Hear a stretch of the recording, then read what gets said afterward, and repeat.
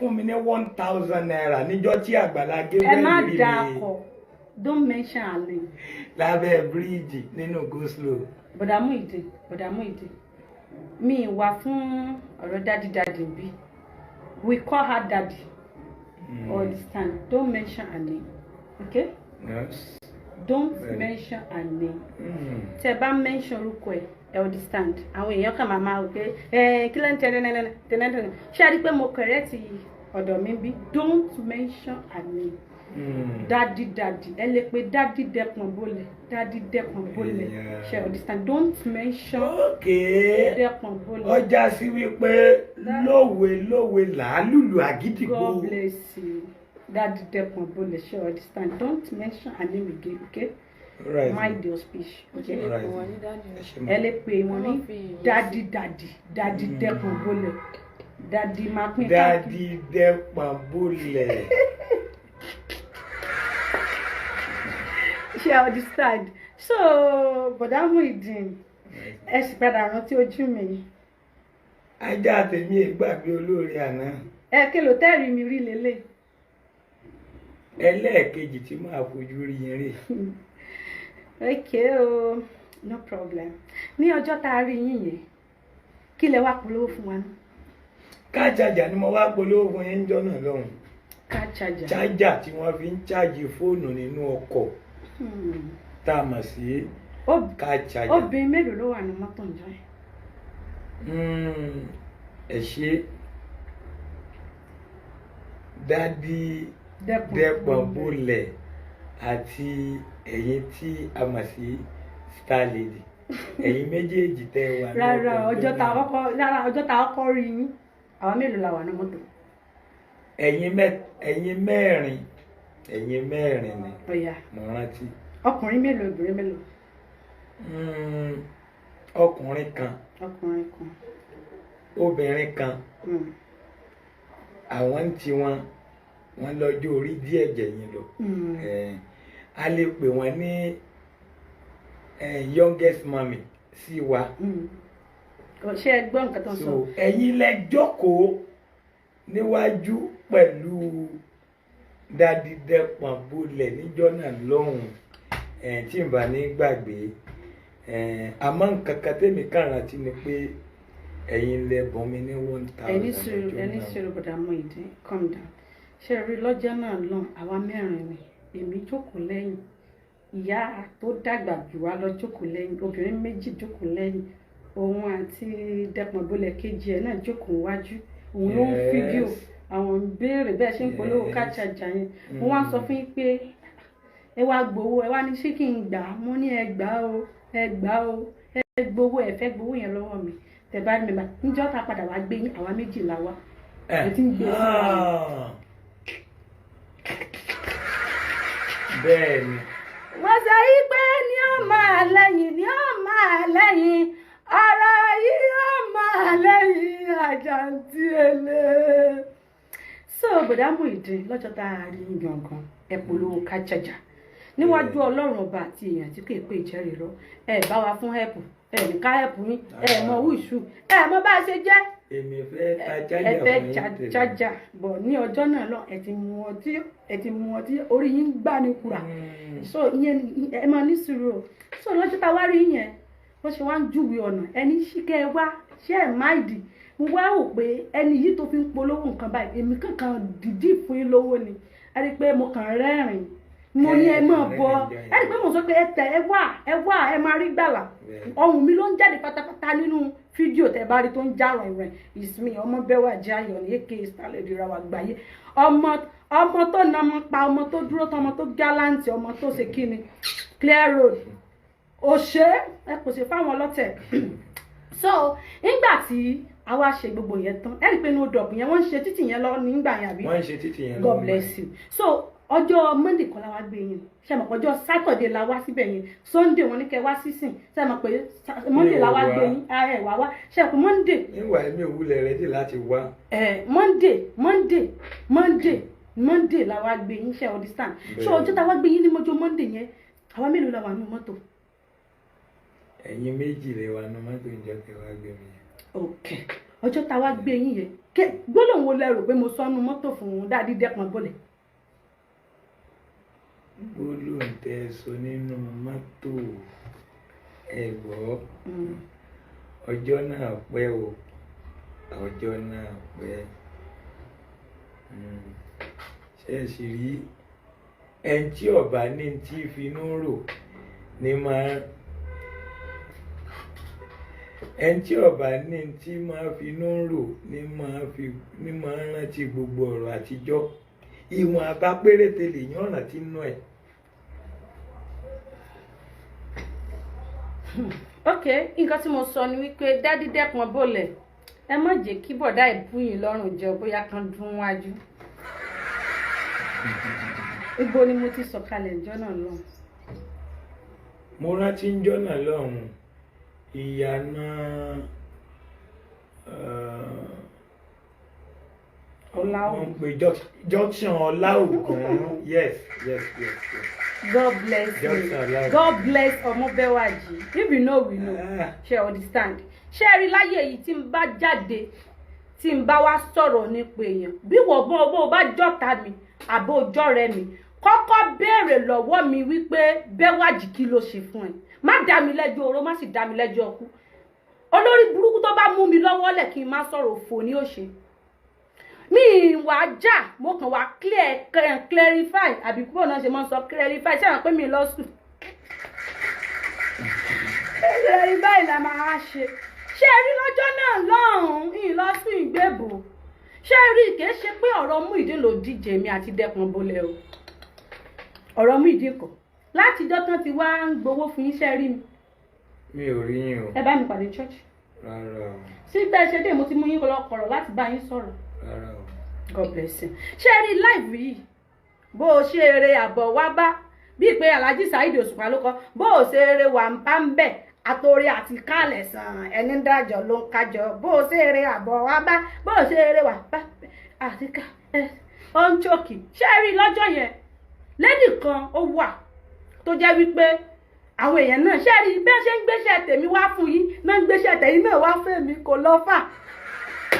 Bí ó ṣe ń sọ̀rọ̀ mi láì dá pé blọ́ọ̀gì ẹ̀ gbé e ṣe gbá náà wá ń gbé iṣẹ́ tẹ̀yìn náà wá bá mi ṣe understand. Ṣé rí ilé mi láyé mi bí mo ṣe wà tínú mi ní í ṣe kò kí ń pẹ́ ìdà lọ́rọ̀ mi o kò sì sí olórí burúkú ara yín ẹ̀ wá gbá mi station rí o ẹ̀kọ́ ẹ tó bá wá gbá mi station rí kó bọ́ ọ̀ta o lórí mídíà ẹ̀ gbá mi station rí kàkà bẹ́ẹ̀ yà dákun ni ẹ wá hà láò mi láti sọ tẹnu mi kò sí ìgbowó mbẹ ìní nǹkan tí mo fẹ́ gbà mbẹ but èèyàn ò ní ayé èèyàn ò ní tọwọ́ mi bàjẹ́ bọ́ ẹ ti kọ́kọ́ ba ayé ọ̀tá mi jẹ́ jìnnà bí nǹkan tí mò ń ṣe fún yín padà kò lọ fà.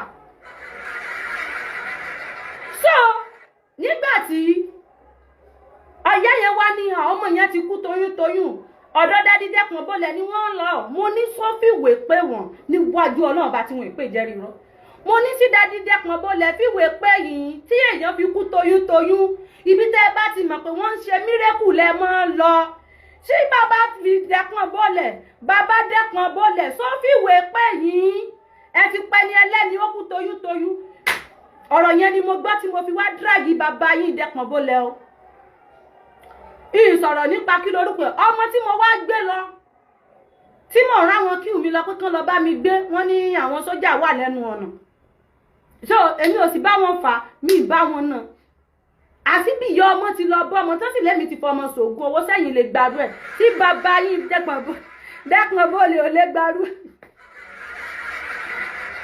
so mo sì jáde mo kọ̀lẹ̀ ọmọ ọgbọ́n ẹ̀jẹ̀sẹ̀jẹ̀ ẹ̀jẹ̀sẹ̀jẹ̀ mọ́ lọ́wọ́ agbára ó lọ́wọ́ agbára ó gbé wa lọ sí police station lọ́dún náà lọ ẹ̀yin èèyàn ẹ kàn rí pé mo kàn dá lé mi sọ̀rọ̀ ẹ kàn rò pọ̀rọ̀ yẹn ti die down wà láìbìlẹ́lẹ̀zìn kó o tún mi gbé màá tún tó ọkọ rẹ dá ọjọ́ yẹn bí mo ṣe ń ṣe fídíò ní bàbá yìí Dẹ́pọn Bọ́lẹ̀ ń pè mí ló ń pè mí pẹ̀lú nọ́mbà tẹ́yìn ò mọ̀ tá a ti jọ máa ń sọ̀rọ̀ ẹni tó bá lè bá a sọ ẹni kí ló wà láàrin God bless you. ẹni kí ló wà láàrin èmi àti ẹ mo kàn láìkì ẹ normally kì í ṣe pé mo really láìkì ẹ ọ̀rẹ́ mi kan ló introduce ẹ sí mi ṣebí mo sì máa ń rí tẹ́lẹ̀tẹ́lẹ̀ tí mi ń ta sí torí àwa Ìbàdàn ayáwèrè gan fa tó bá rí pé o ti ń tẹ̀lé àwọn bí ó ṣe máa sapá bí apá tọ́kì lélẹ̀ wọ́n rò pé wò ó jẹ́ nǹkan kan ni ṣe ti understand dúró májíkà ó rí pé mò ń wá àwọn kábíyèsí mi ti kára so ìgbà tó wá yá mo wá rí pé wẹ́ bí mo ṣe dáko ẹ̀ ọjọ́ kejì báyìí báwọn ọlọ́pàá ṣe pè mí ní police station Gbági nìyẹn wọ́n bá ní hello sister Bẹ́wàjí na you àbí èbógo àwọn gbogbo èbó dáadáa ìwà Bẹ́wàjí afẹ́rí yín ní police station láago 9 àárọ̀ ọ̀la mo sì pẹ́ ń tó jẹ́ ọkọ mi hello lágbájá ọ̀rọ̀ tá a sọ lánàá ó padà lẹ́yìn ọ̀rọ̀ lẹ́yìn o bàbá padà mọ́ ọlọ́pàá jáde nígbà tí bàbá padà gbé ọlọ́pàá mo bá débẹ̀ ń bá ní you are under arrest mo ní for what for defamation of character mo káwọ́ lérí ni pé ta ló sọ bẹ́ẹ̀ wọ́n bá ní èmi fẹ́ bà iṣẹ́ ìrànṣẹ́ jẹ́ pàǹgà èmi mo ní ẹ béèrè nǹkan tó wà láàrin mi àti ẹ actually ó ask me out bó fẹ́ dọ́rẹ̀ méjì pọ̀ bọ̀ kò wá rí opportunity láti dé ọ̀rẹ́ méjì yẹn bàbá bá lọ fọlọ́pàá gbé mi ṣé rí funny is this olórí burúkú ọmọ yóò yọjú o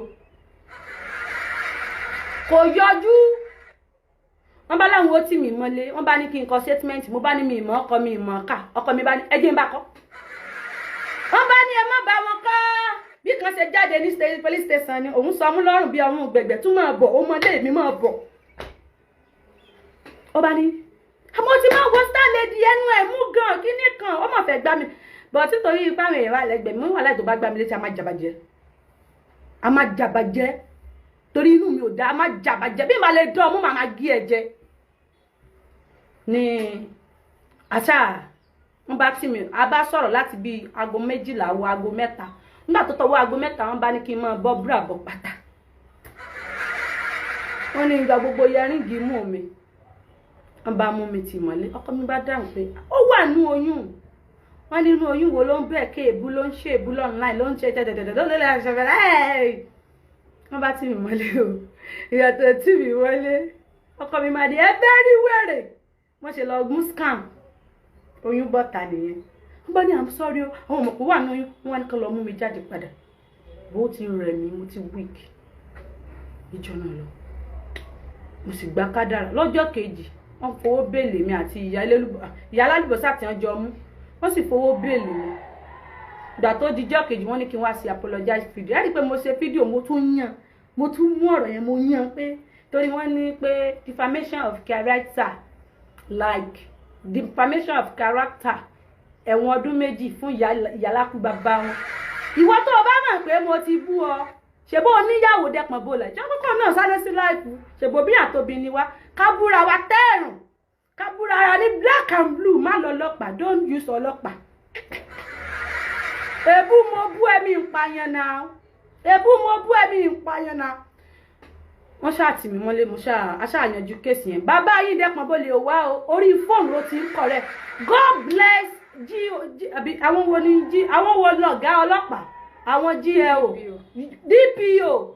DPO yẹn dájọ́ bí tó ti já pé ṣèbí wọ́n ń jà ní pé kán lọ sẹ́tù ẹ̀ láàrin ara wọn báńgà ìmọ̀ye tó gbé fáwọn ọ̀bọ̀ DPO yẹn kò gbọ́ Yorùbá ó ní kán lọ sẹ́tù ẹ̀ láàrin ara wọn ṣe understand àṣà lọ bá délé pìtìpìtì bàbá mi o mi ń bá rójú mi rí mú ọ̀sẹ̀ kan tí wọ́n fi mí lẹ̀ ní bọ̀dà Muyideen jáde pé dẹ́kan bólẹ̀ ń dọ́kọ̀ òun lóòótọ́ bọ̀dà Muyideen ẹ má parọ́ mi ò láì kéèyàn má parọ́ náà ṣe tó mi ẹ má ẹni sùúrù ẹ má parọ́ ṣe ń gbọ́ mi sí tòótọ́ ni dẹ́kan bólẹ̀ dóyàwó yín abẹ́ parọ́ mi. ó dóyàwó mi ṣẹ́jú mi ní orí bẹ́ẹ̀dì inú yàrá ilé ìwé rẹ̀ tó lóun kọ́ fún mi kọ́kọ́ nù orí ilẹ̀ inú ṣọ́ọ̀ṣì náà ẹjẹ abọ́ lẹ́ẹ̀mẹ́jà rẹ̀ ó kúkú ní ìyàwó mi ó ti dóná kí wá ní tó dó bẹ́ẹ̀ kò lè dá padà tàbí ikùn tó fọ́ndà bẹ́ẹ̀ tó lè kó kúrò nú ẹ̀ ó ti ẹ̀wọ̀ ẹjẹ abọ́ lẹ̀ ọ̀bẹ gé ọmọ lọ ọmọ sọ̀bẹ nù ọ̀bẹ ti ṣe tí ó ṣe. ẹ̀sìn rẹ̀ ọ́ ẹ rí báyìí face to face ọjọ́ ìgbéyàwó yìí kí ló dé tẹ́ ẹ fún jíjọ tẹ́ ẹ kojú. mo jẹ̀yà láàárọ̀ kùtùkùtù ọjọ́ ìgbéyàwó ni.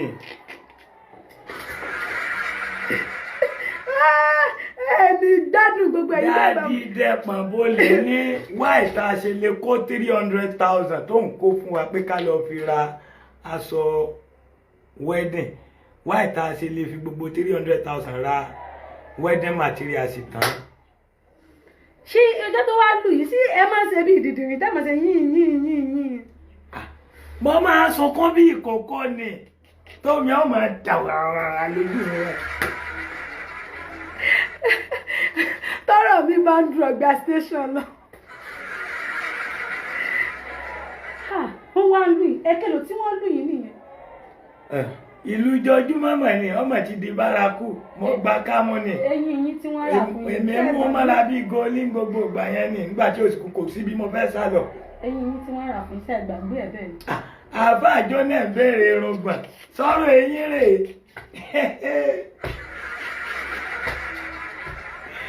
èyàn dúró múlò eyín bá wọn. òfún mi lámọ. ìyà ò tó yà láyé ẹ nà mí àdá bí yàbá tó yà èyàn ó kó bàtà rẹ̀ méjèèjì alẹ́lẹ́ eré jápa. ẹni sùúrù so ṣé ẹ rí nínú ayé ìyẹjà ṣètò tọrọ ẹ má blame me, don't blame me guys. ṣé ẹ rí kò yẹ kí n ṣe irú soft by but I will do it. ẹ̀yin náà wo bí náà yẹn ṣe ń jó èmi náà gbà yẹn tẹ́ búlì mi ó sì ẹ̀ tó ìyá kọ́tùn so ó bú mi tèmi fẹ́ bàjẹ́ kò lè dáwé ká kò mọ̀wé o kò mọ̀wé wọ́n ti tì mọ́lé dádì Dẹ́pọ̀n Bólè kò ní dáa fún yín á ná gáàsì gbogbo yín.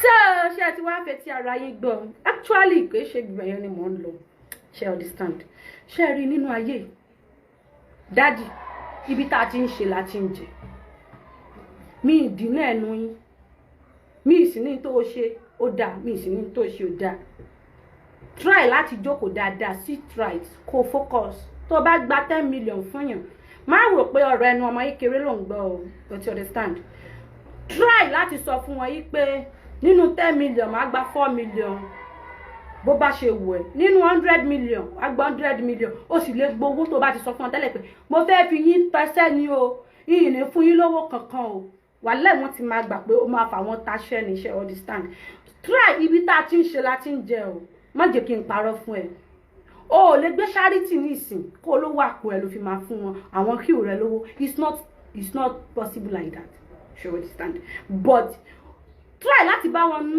negotiate pẹ̀lú wọn ṣe understand negotiate pé ìyá mi ẹni rúrú ẹ mọ́ o in tó dé bá yín tẹ́ fi ìtọwọ́ owó kò ní ṣẹlẹ̀ sí yín mọ́ o lágbára Ọlọ́run nǹkan tó ṣẹlẹ̀ ni pé bàbá gba 1,000 á pín 500 o bàbá gba 2,000 á pín 1,000 o ṣé o mọ̀ pé tán bá ké síta á ní sẹ́ fẹ́ sórí burúkú ni ibo ni ẹ ti gbọ́ pé èèyàn ó ṣiṣẹ́ téèyàn ò ní jẹ́ ń bẹ̀ ajẹ́jù ni ò dáadáa jù.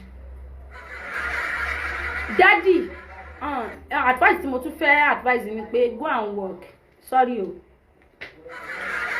bó o bá ń ṣiṣẹ́ ṣe understand ṣé o rí àwọn tó ń fún àwọn ẹ̀yin ará abroad I'm sorry to say this language ẹ̀yin máa ń fún yàn lódìdí ẹran sìn gba odidi mọ̀lú lọ́wọ́ ẹni ni yín tá ń ṣe fún tẹ̀rọ pé ẹ fi lẹ̀ ẹ mọ́ sọ̀rọ̀ is a man of God ẹ̀ ń bá tiẹ̀ jẹ́ ni ẹ sọ̀rọ̀ bí ọ̀rọ̀ lọ. ẹnìkan ò lè kú òun ayé fẹ́ nìkan ẹnìkan ò lè kú òun ayé fẹ́ nìkan ṣe understand but ẹ jẹ́ ká mọ̀ tá ń ṣe understand ṣe rí mo máa ń ṣoore débi wípé mo lè gbéyàn ní ìsìn kó jẹ́ wípé 1,000 nìkan mi ẹni kínìdì number 1 ìgbójúlé charity tí mò ń ṣe mò ń tajà náà mò ń talẹ̀ mò ń talé mò ń ta kírímù kí ni mò ń ta káyá mọ́ ń ta ìwọ tó gun ìdílé bá ń jà máa bọ̀ mí mò ń ta amóbòdùn mò ń ta mókólé mò ń ta everything so èló ni mo fẹ́ rí ìdíṣẹ́ charity tẹ́ bẹ̀bẹ̀bẹ̀ tí gbogbo ọ̀nà fún yóò fẹ́ bẹ́ dànù so try to go and work tó bá ń ṣiṣẹ́ gèmí gan máa try láti rajà lọ́wọ́ ẹ̀ o lè máa tòróró Jésù náà but èmi o pẹ̀lú àwọn tó pè mí mo fi ẹlẹ̀ fọlọ́run torí tí n bá ní mi ìdákẹ́ mi ìkúlẹ̀ dọ́lọ́n ẹ sì lè nà fún mi bó ṣe ń dùn mí ni mo ṣe explain ara mi ṣe understand. So daddy go and work tẹ́ bá ti ṣiṣẹ́ tẹ́ bá ti mọ̀ tẹ́ ṣe ọ̀tọ̀ ní charity ọ̀tọ̀ ní church but ẹ̀yin ti kọ́kọ́ kó mọ́ra wọn tẹ́lẹ̀tẹ́lẹ̀ tó bá jẹ́ ẹ ti pín ìyá ni ṣé ẹ mọ̀ pé Jésù náà lẹ fi wọlé.